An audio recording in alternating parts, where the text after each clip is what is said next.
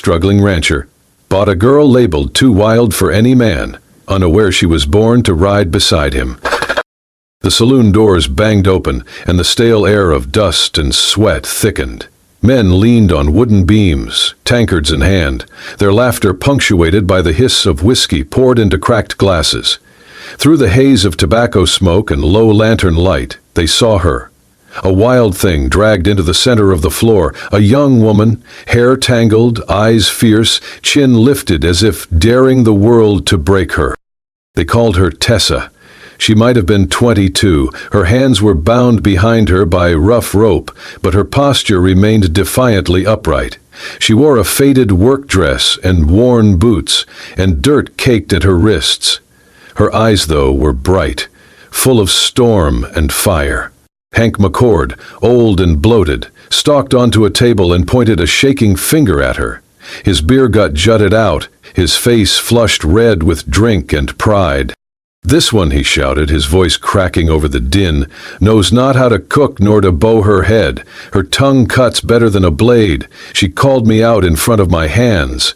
Anyone want to take a crack at taming her, go ahead. I sell her cheap. She ain't worth $1 to any man who knows how to teach a woman her place." The saloon erupted with laughter.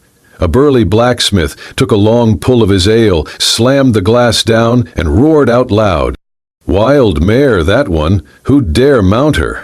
Tessa's chest rose and fell, but she did not flinch. She stared at Hank, and her voice rang out, steady and clear. "You're the one who can't teach anybody anything, least of all yourself." The words hit like a whip. Hank stared, fuming. He leapt from the table before anyone could stop him and delivered a savage slap. Tessa, caught off balance, hit the ground hard. Dust spun around her like taunting spirits. Blood welled at her lip. Yet she did not cry. She pressed one hand into the splintered floorboards and rose, brushing the dirt and blood from her mouth with the cuff of her sleeve. The room quieted, but not in respect. It fell silent in anticipation. In a shadowed corner stood Bo Dillon. He was tall, his shoulders broad and still, despite the makeshift cast wrapped around his right leg. A carved walking cane rested against the bench at his feet. When he rose, the room shifted. Men straightened, whiskey glasses halted halfway to their lips. He moved quietly, like a rock rolling into place, and stopped so close they felt the shine of his eyes and the set of his jaw. "How much?" he asked, his voice low and even. Every eye turned to Hank. Hank, winded from his blow, stumbled back. He sneered, wiping spit from his lip. "You, a crippled rancher sitting alone out back, think this wild filly will boil beans before she bores you to death?" Bo did not blink.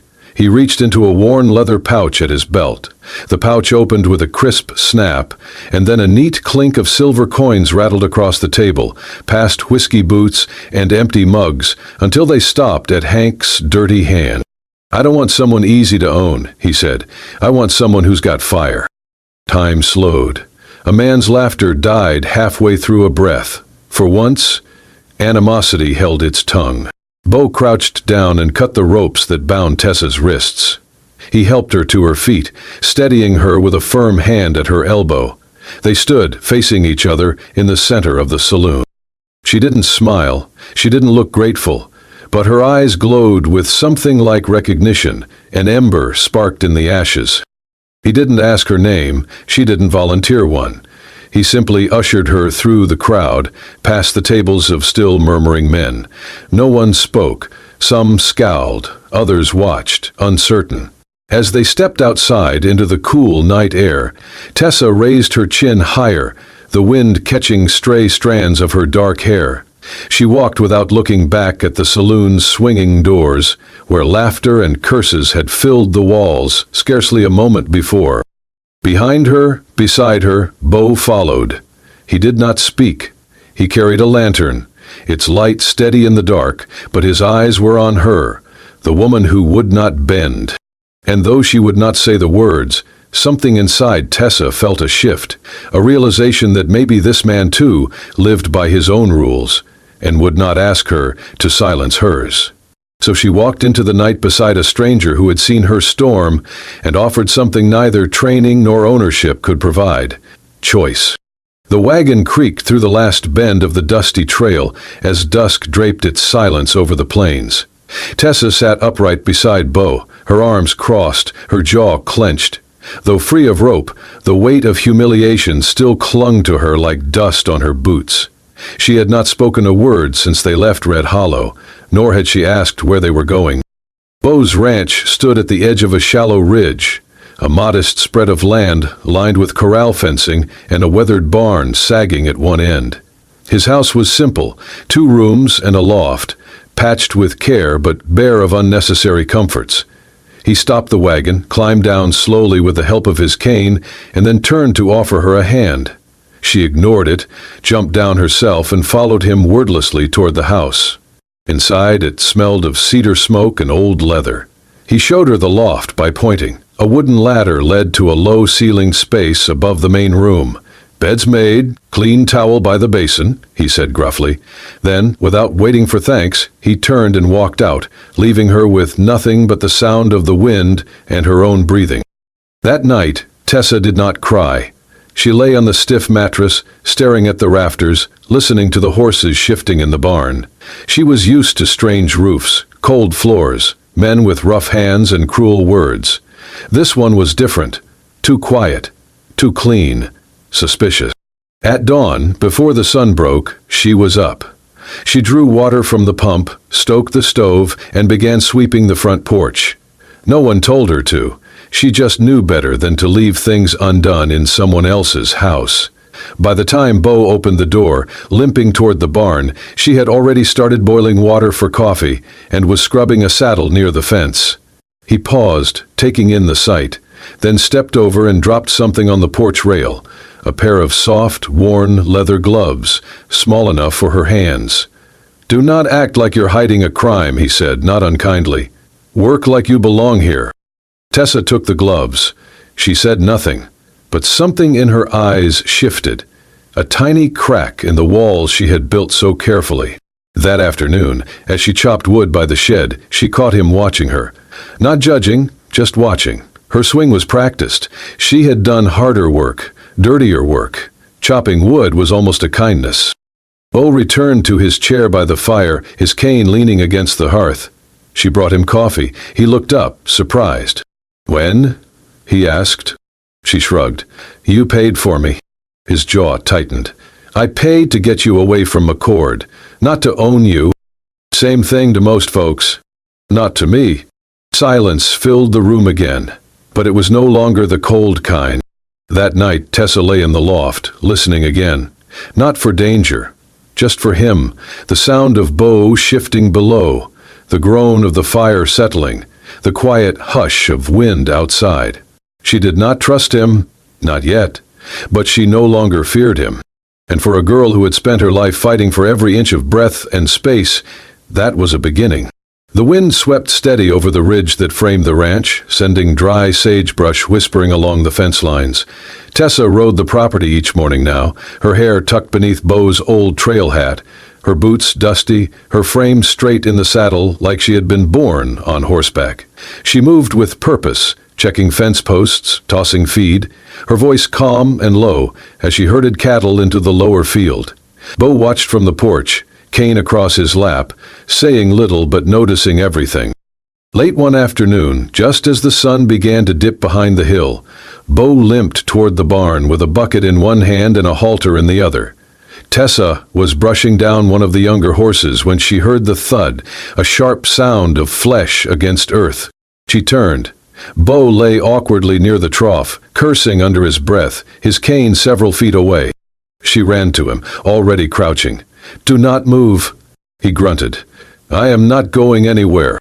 Without waiting for permission, she slipped her arm behind his back, another around his waist. "Come on," she muttered, lifting. "You are heavier than you look." "I look heavy," he rasped, but let her help. It was slow going. Her chest pressed against his back as she half carried, half dragged him toward the house. Neither of them spoke, but both were acutely aware of how close they were, how the line between necessity and something else flickered.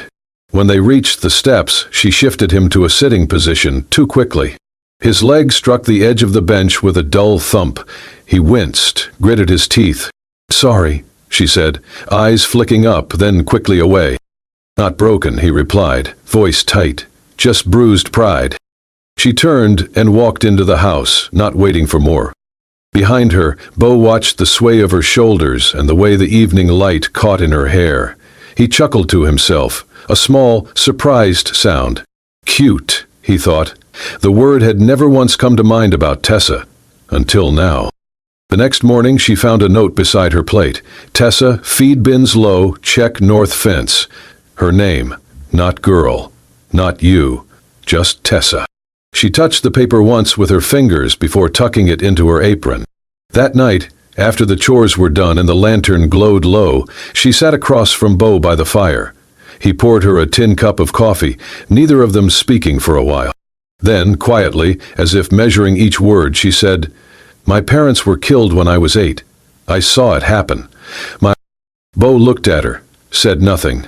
"They were settlers," she continued, "too proud, too trusting. One night men came, said they wanted water. My father let them in." Her voice didn't crack. It was steady, hard-earned. "I watched from under the floorboards. They burned the house, took what they wanted. I was found days later by a stable hand from another ranch. Thought I was a boy at first. Didn't matter, they put me to work. Hard work. Blood work. The kind that makes you forget your own name." The fires snapped. She looked up. Her eyes were dry, fierce. "I stopped crying that year. Decided if no one was going to protect me, I would have to become the kind of girl no one could break." Bo's eyes met hers, deep, still, but not cold. He did not offer comfort. He did not pity her. Instead, he simply nodded. And for Tessa, that was more than enough. The last traces of winter clung to the northern hills, but the ground near the porch had begun to soften. A hush hung in the morning air, filled with the scent of thawed earth and wood smoke. Tessa knelt beneath the steps of the front porch, sleeves rolled up, fingers digging into the cold soil. She moved with a kind of quiet reverence, planting small roots and seeds with the care of someone rebuilding something invisible. Bo came around the corner with a bale of hay over one shoulder. He paused mid-step when he saw her. "You planting potatoes down there?" he asked, voice light with surprise. Tessa glanced up, her hair falling out of its tie, a smudge of dirt across her cheek. "Nope," she said, "just a few flowers. Forget-me-nots, lavender, daisies if they take." Bo raised a brow. "I figured you only grew things that filled a belly." Tessa smiled, small but real. "Flowers grow on stone if they get enough water. I do not need much. Just a patch of dirt that ain't trying to spit me out." Bo stood still, watching her. There was something in her voice, not bitterness, not hope exactly, something quiet and persistent, like the flowers themselves. "My mother," Tessa went on, brushing dirt from her palms, "she loved planting, said every flower is a letter from the earth. After she died and I got taken, I never had ground of my own again, never stayed long enough to grow anything." She pressed her hands against her knees and stood. "Until now, I guess." Bo said nothing. He gave a slow nod, then turned back toward the house. Later that evening, when Tessa came in from watering the rose, she found a small bundle wrapped in a linen napkin, placed in the center of the table. She opened it carefully. Inside was an old paper envelope, faded and yellowed with time. The writing had blurred, but the word seeds was still legible. She looked up as Bo walked in, setting his hat on the hook. "These yours?" she asked. "They were my mother's," he said simply. "She saved seeds every spring, said one day she would plant them when the house was right." Tessa's fingers curled around the fragile packet. "Why give them to me?" Bo looked at her, that still, unreadable gaze she had come to know. "Because maybe the house is finally right. Or maybe it just needed someone who knew what flowers were worth." She did not reply, only pressed the bundle gently against her chest. That night, neither of them spoke more of it. But something soft had settled between them, a warmth that was not from the fire, a kind of wordless promise.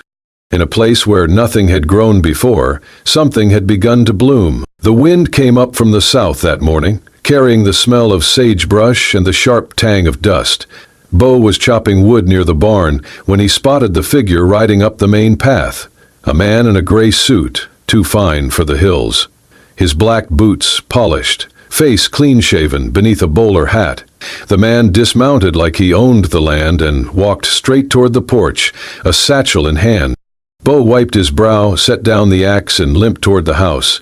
"You Bo Dillon?" the man called. Bo nodded, grip tightening on his cane. "Who's asking?" The man flashed a smile that never reached his eyes. "Thomas Whitfield. I'm with the First Land and Title Bank out of Cheyenne. Just here to verify some land holdings. Routine check." Tessa stepped out onto the porch, drying her hands with a cloth. She stayed silent, watching. Whitfield continued, pulling out a folded document. "Our records show some inconsistencies in your deed. Might just be clerical, but I'll need to see the original." Bo's jaw worked. He knew the land was his, inherited, passed from his father, but he had never been one for papers or reading fine print. "I'll get it," he said slowly, turning toward the house. Tessa's voice came quiet but clear. "May I see what he brought first?" Whitfield blinked. "It's just bank business, miss." "Yeah, zip." "I can read," she replied, "and I've seen more than a few of those forms." She stepped down from the porch, took the offered paper, and unfolded it. Her brow furrowed as her eyes scanned the words. Then she looked up. "You're not from First Land and Title. They don't use this letterhead anymore. Switched 3 years ago. And this clause, here, it's a forfeiture trigger. If Bo signs anything under this, he loses his land within 60 days, unless he repays a loan he never took." Whitfield's face stiffened. "Now look here." "No," she interrupted, folding the paper calmly. "You look. I've seen your type. You float from one struggling ranch to the next, find folks who cannot read, and trick them into giving up everything. Not today." She handed the paper back, firm and steady. "You can ride on, and I'd suggest you do it fast." Whitfield glared between them, then gathered his satchel with a scoff. "Fine, but when this place folds, and it will, do not say no one tried to help." He turned on his heel and rode off, kicking up dust behind him. Bo watched him go, then looked at Tessa. "How did you know all that?" "I used to work at a ranch that lost everything because of men like him," she said softly. "I was just a girl, but I never forgot the words they used." Bo nodded slowly. "You're sharper than most men in suits I've met." Tessa shrugged, wiping her hands on her apron. "Funny, folks used to say I was too wild to teach, too mouthy to learn." He looked at her a long moment, something deep flickering behind his eyes. Then, quiet as the breeze, "Then they were fools." For a moment, neither spoke. The sky stretched wide above them, the wind curling around the porch like a whispered promise. Inside the house, the kettle began to whistle. Tessa turned to go, her steps easy. She did not need thanks. She had not done it for that. But Bo followed her in, and for the first time, poured 2 cups of coffee instead of 1. The lantern flickered low in the cabin kitchen, casting golden hues across the worn wooden table where 2 figures sat in the hush of evening. Outside, the Wyoming wind sighed through the grass and rattled the old shutters, but inside it was warm not just from the stove, but from the presence of 2 people who had slowly begun to lean towards something more than convenience. Tessa sat upright, sleeves rolled up to her elbows, face furrowed in concentration as she balanced the ranch ledger. Her hand moved steadily over the page, writing down feed costs, repairs, and purchases with surprising precision. A pencil was tucked behind her ear, and her hair, usually untamed, was tied back in a loose braid. Bo Dillon sat across from her, his long fingers tracing symbols burned into a leather-bound branding guide. His voice, low and steady, broke the quiet. "This one here," he said, pointing, "is Bar T. Belonged to a ranch south of Casper. Gone now." Tessa leaned in, examining the mark. "Looks like a hammer and nail." He grunted. "A brand's a story. Every one of these got a past, some good, some full of ghosts." She glanced up. "And what's yours say?" He held her gaze a moment too long, then looked back down. "Mine says Dillon. Built by my father's hands, burned by mine, rebuilt slow." She didn't press further. Instead, she turned a page in the ledger. "You're 6 sacks short of grain for next month. You'll need to reorder." He looked at her, faintly amused. "You sound like a banker." "Maybe in another life," she murmured. "One where I had shoes that matched and someone read me bedtime stories." Beau's expression shifted, softened. "You're sharp with numbers." "Not something most folks ever appreciated," she said, dryly. "I once told a man his cattle count was wrong. He called me uppity and threw me out without pay. Then he was a fool." She blinked, surprised by the bluntness. Beau leaned forward, elbows on the table. "I've had more help from you in 2 months than from 3 hired hands last year. You fix fences, break horses, and keep this place from falling apart. And you do it without ever asking what's in it for you." She looked down, her fingers stilling over the ledger. "I never ask, because I never expect anything to last. I always thought if I learned enough, worked hard enough, someone might finally let me stay. But they never did. They always said I was too loud, too wild, too much." Beau's eyes locked on hers, serious and steady. "You're not too much. You're just more than they could handle." A silence stretched between them, not awkward but weighty with meaning. Then he spoke again, quieter this time. "Maybe people like you aren't meant to be kept.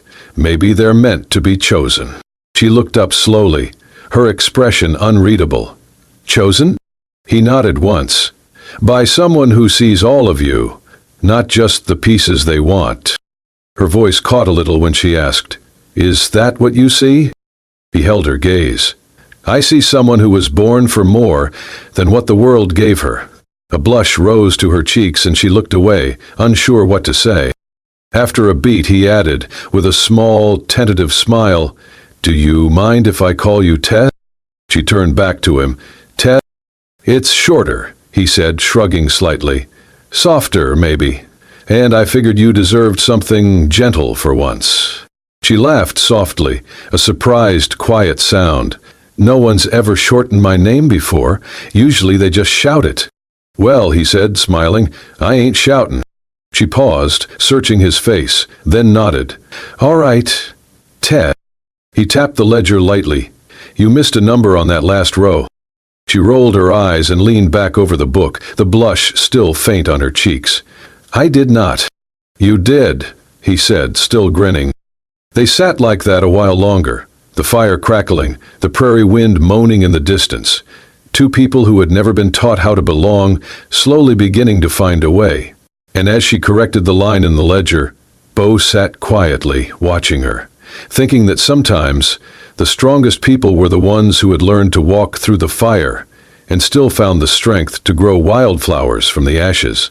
The morning was gray, the kind of quiet that sits heavy before a storm. Dew clung to the grass like tiny pearls, and the breeze was soft but restless. Tessa walked slowly across the pasture, a satchel slung over her shoulder, boots damp from the morning mist. Behind her, the ranch lay still, chimney smoking faintly, windmill creaking in the distance. She had left a note on the kitchen table, folded neatly beside Beau's coffee mug. 4 words, written in her small, straight script. "Thank you for letting me survive." No tear stains, no goodbyes, just the sort of message left by someone who never expected more than a warm place and time to catch her breath. Tessa did not cry as she walked.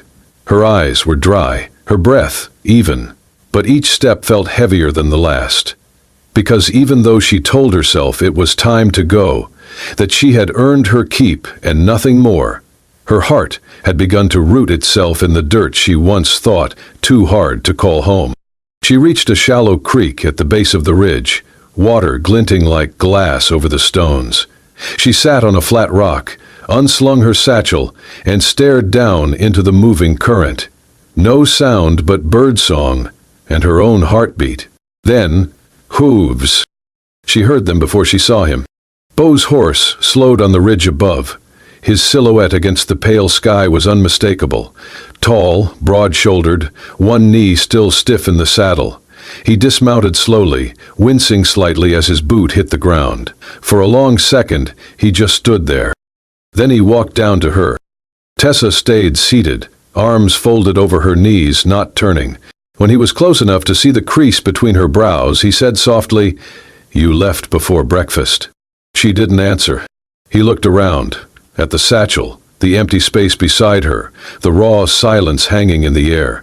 Then he asked, "You think I hired you to muck stalls?" That made her look up. "I don't think anyone hires someone like me for anything else," she replied. "I was trouble when I came, a burden when I stayed. I just thought maybe it was time to stop pretending." Pretending what? This was ever meant to last. Her voice cracked a little, and she bit her lip. Bo stepped closer. From his coat pocket he pulled a faded cloth, worn but still folded neatly. He held it out. Tessa blinked. "What's that?" "You left it behind the first day," he said. "Found it under the stairs. Coulda tossed it, but I kept it." "Why?" "Because I figured someday," he said, voice low, steady, "I'd need something to remind you that you belonged here." She stared at the cloth. It was her mother's handkerchief, stitched with tiny blue flowers. Something she had carried through every place, every beating, every hard morning. Something, she thought, lost. Her lips trembled. "You kept it all this time?" He nodded once. "Because from the moment you walked in and stood your ground in that busted barn, I knew you weren't just passing through. You were the kind of woman you build a home around, if you're lucky enough to deserve it." She shook her head, breath catching. "I'm not someone men keep." "No," he said gently. "You're someone men follow, if they've got the spine to." Tessa stood slowly. The creek whispered beside them, wind brushing her cheek like a question. Bo extended his hand. He didn't promise anything. He didn't beg. He just offered, calm and steady, like he did with wild colts, with broken tools, with every hard thing that ever needed patience. Tessa looked down at his calloused fingers, then up into his face. And slowly, wordlessly, she placed her hand in his. Her fingers were rough, so were his, but together they fit. He squeezed once, not to hold, not to trap, just to say he was here. She did not cry, not yet.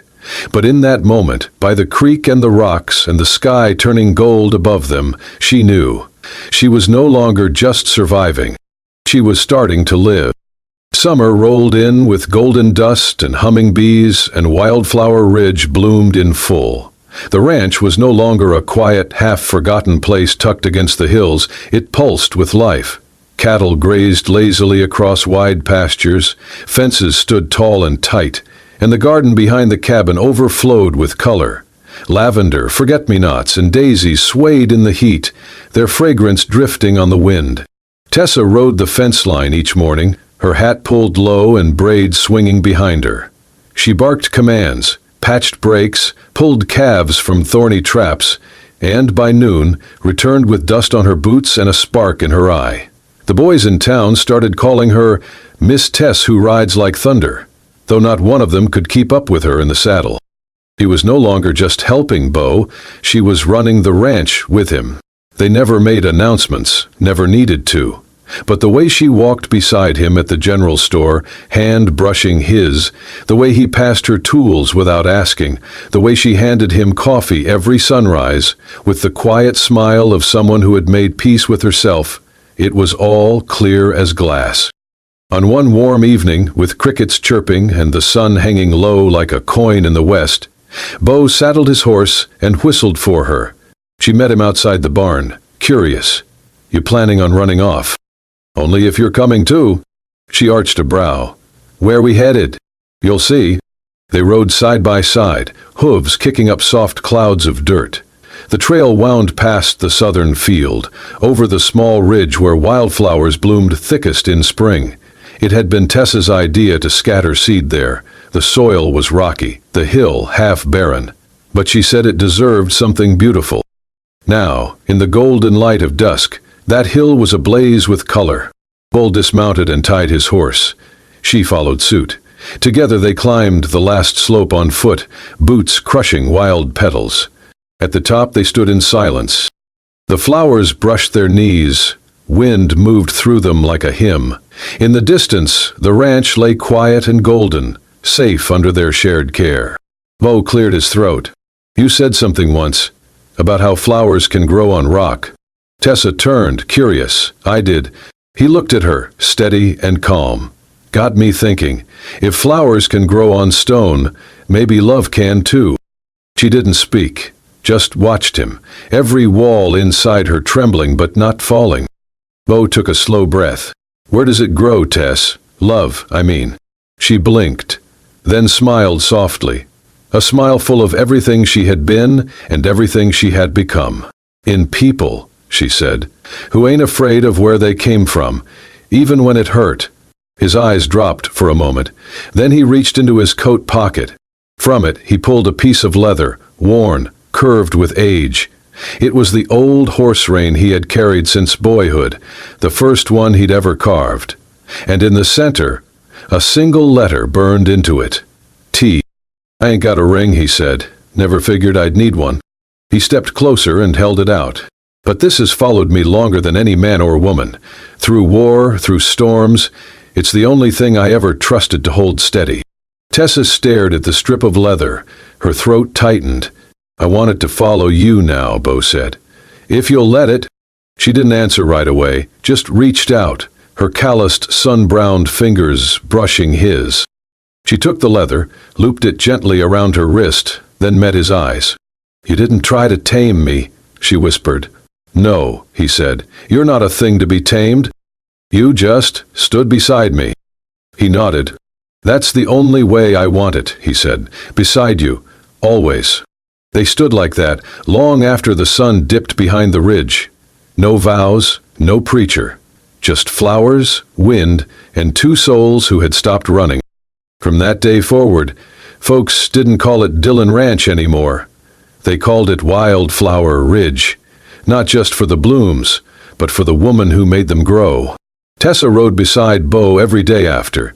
Through storm, through sun, through every broken fence and every birth in the barn. And when strangers came and asked who ran the place, the townsfolk would say, She does. The girl no man could keep. But someone did? No, they'd reply, smiling. Someone chose her, and she chose him back. If that story touched your heart, if you felt the dust in the wind, the fire in her eyes, and the quiet strength of a man who chose not to tame, but to stand beside, then you're in the right place. At Wild West Love Stories, we bring you tales of love that rise from the hardest ground. Stories where hearts heal, where strong women and silent men find something worth holding on to, and where even the wildest souls find home. So if you believe in that kind of love, the kind you fight for, the kind you ride beside, hit that subscribe button, like, and share this story with someone who still believes in real, raw romance. And remember, out here in the West, love was never tame. Subscribe now to never miss a heartbeat from Wild West Love Stories.